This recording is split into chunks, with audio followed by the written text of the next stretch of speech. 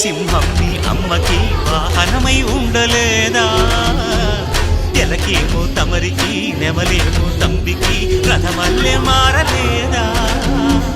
పరుజాతుల భిన్నత్వం కనిపిస్తున్నా, కలిసుంటూ ఏకత్వం బోధిస్తున్నా. ఎందుకు మాకి హింసావాదం? ఎదిగేటందుకు అది ఆటంకం. నేర్పరం మాకు సోదర భావం, మార్పులు మాలో కలిగేలా యుద్ధంలో సాగణేశ. గం గణపతి గం గణపతి గణపతి. జై జై గణేశ, జై కొడత గణేశ, జయములిప్పు బొజ్జ గణేశ.